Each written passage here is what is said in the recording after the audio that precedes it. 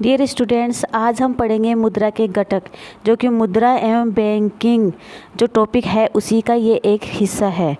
सबसे पहले हमने पढ़ा था मुद्रा का परिचय और मुद्रा की परिभाषाएं। उसके बाद में हमने पढ़ाई की है मुद्रा के कार्य के बारे में। आज हम थर्ड टॉपिक हम पढ़ेंगे मुद्रा के घटक।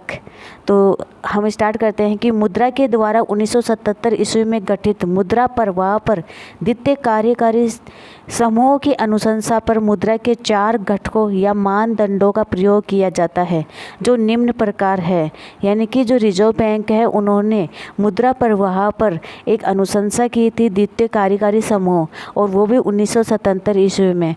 तो उस वक्त जो है मुद्रा के 4 घटकों का प्रयोग किया था, M1, M2, M3 and M4। तो M1 के अंदर देखो क्या क्या शामिल किया गया है। जनता के पास नगद, जिसको हम C बोलते हैं, बैंकों के पास मांग जमाए, जिसको हम D बोलते हैं, और रिजर्व बैंक के पास जमा अन्य राशियां, जिसको हम OD के नाम से जानते हैं। यानी कि इनकी शॉर्ट फॉर्म ये है। यानी C से मतलब है करेंसी, बैंकों के पास मांग जमा मतलब DD से मतलब है डिमांड डिपॉजिट, और थर्ड है OD यानी कि अदर डिपॉजिट्स, जो बैंकों के अंदर अन्य जो जमाए हैं उसके बारे में। इन तीनों को के जोड़कर, यानी कि जो जनता के पास करेंसी है उनको, और बैंकों के पास जो भी मांग जमाए हैं वो, और रिजर्व बैंक के पास जो अन्य जमाए हैं, ये सारी मिलकर M1 जो मुद्रा के 4 घटके हैं, मानदंड है, उनमें M1 मुद्रा में शामिल किया जाता है। 2 नंबर की मुद्रा है मुद्रा यानी कि M2 मनी 2।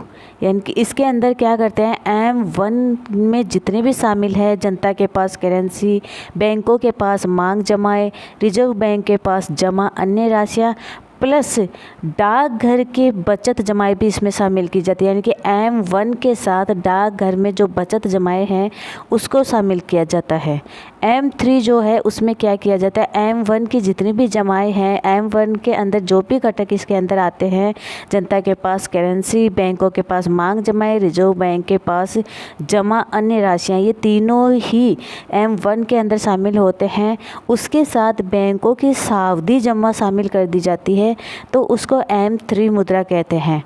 M4 मुद्रा जो है उसमें क्या शामिल किया जाता है, देखिए कि M3 के साथ डाकघरों में सावधि एवं आवर्ती जमा राशियां इसमें शामिल की जाती है।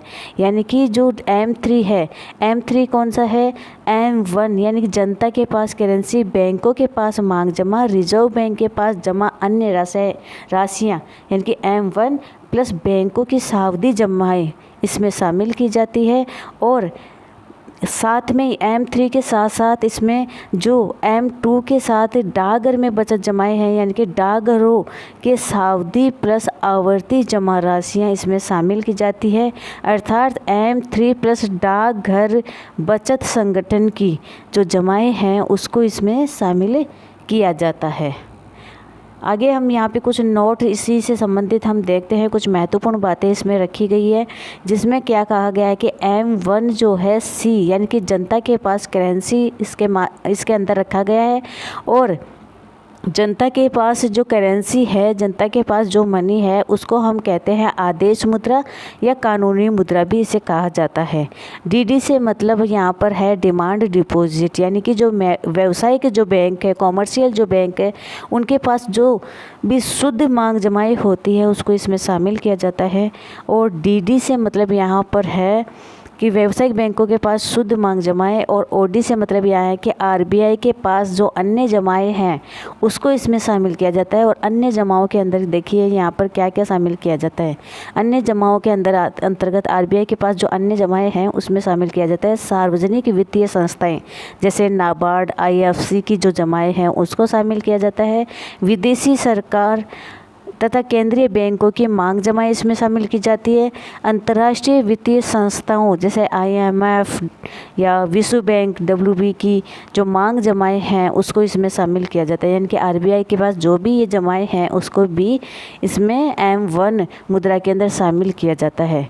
M1 को संकीर्ण मुद्रा माना जाता है क्योंकि इसकी तरलता जो है बहुत ज़्यादा होती है, और तरलता से मतलब यहाँ पर यह है कि मुद्रा का ज़्यादा से ज़्यादा जो है काम में लिया जा सकता है, यानी कभी भी उसका उपयोग किया जा सकता है। मुद्रा की तरलता से मतलब यहाँ पर यह है।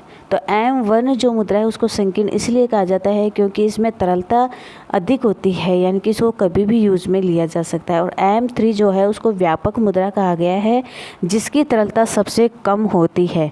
तो M1 और M2 को तरल राशियाँ कही गई है, और M3 और M4 को सबसे कम तरलता की राशियाँ कही गई है। तो यहाँ पर जो है तरलता से मतलब यहाँ पर ऐसी राशियाँ जिनका कभी भी उपयोग किया जा सकता है। M3 सबसे ज़्यादा प्रयोग में लाए जाने वाला मापक है, यानी कि M3 जो है वो सबसे ज़्यादा प्रयोग में लाया जाता है।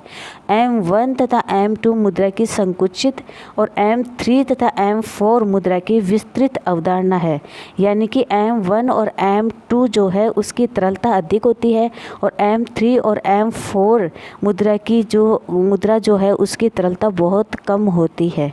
तो आज के इस मुद्रा एवं बैंकिंग जो टॉपिक दिया गया है उसके अंतर्गत इतना ही, और आशा है आपको ये टॉपिक अच्छे से समझ में आया होगा। और एग्ज़ाम के पर्पज़ से इसमें बहुत ही महत्वपूर्ण जो टॉपिक्स जो महत्वपूर्ण बिंदु इसके अंदर रखे गए हैं, तो आप इसे ध्यान से पढ़िए और याद करिए और अपना एग्ज़ाम अच्छा करिए। धन्यवाद।